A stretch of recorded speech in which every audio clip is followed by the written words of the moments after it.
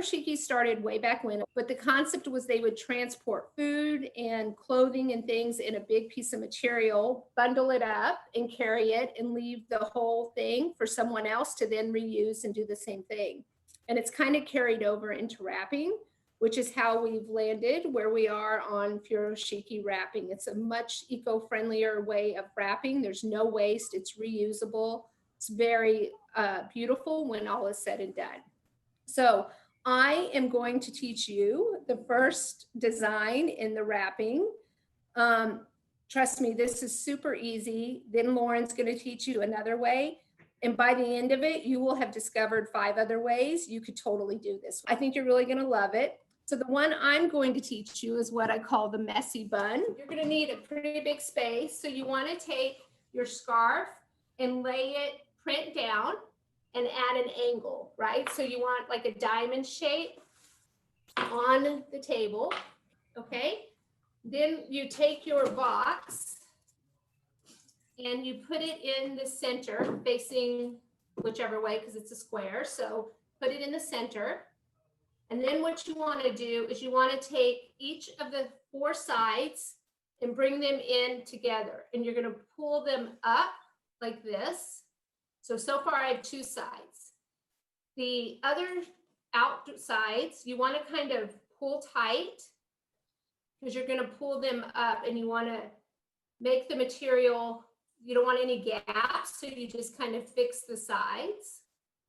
Okay, and then I'm going to pull this side up over here. So I have all 4 sides coming to a point. Now, you can see my material here is gapped.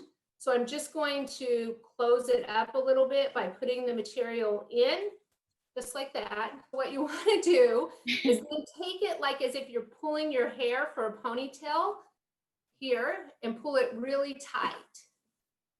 Okay, and what you're doing is you're making a gathering on the top. And then what I do is just hold it and spin it twice. So you want it to look like this. Good so far? Okay, then you take your ponytail holder and you wrap it around the base really tight, like 2 to 3 times.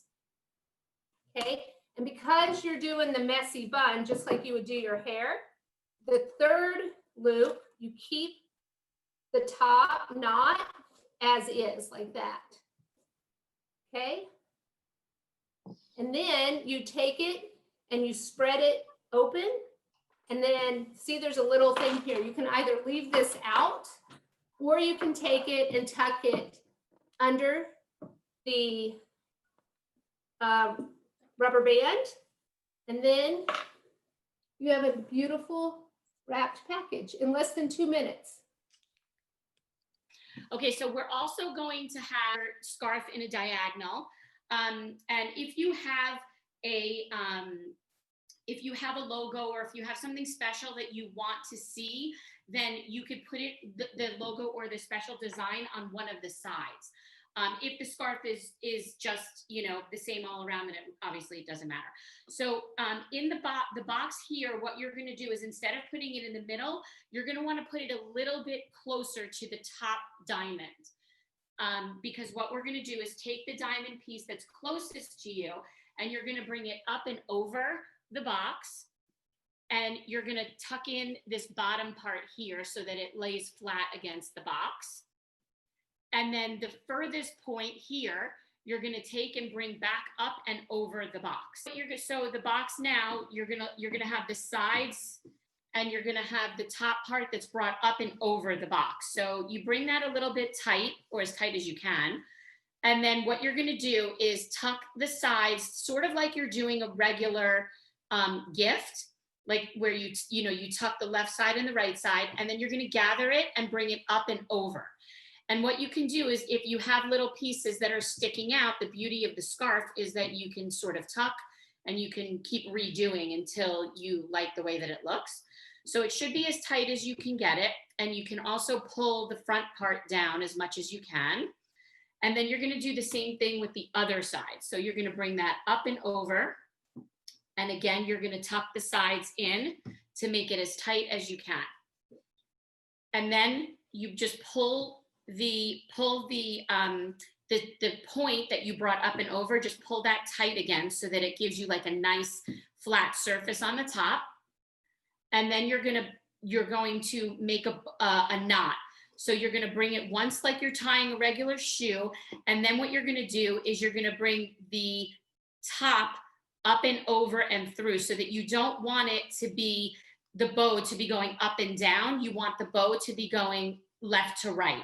So if it doesn't work the first time, untie it and then retie it with the retie it the other way, up and over, so that you can get the bow flat like this on either side.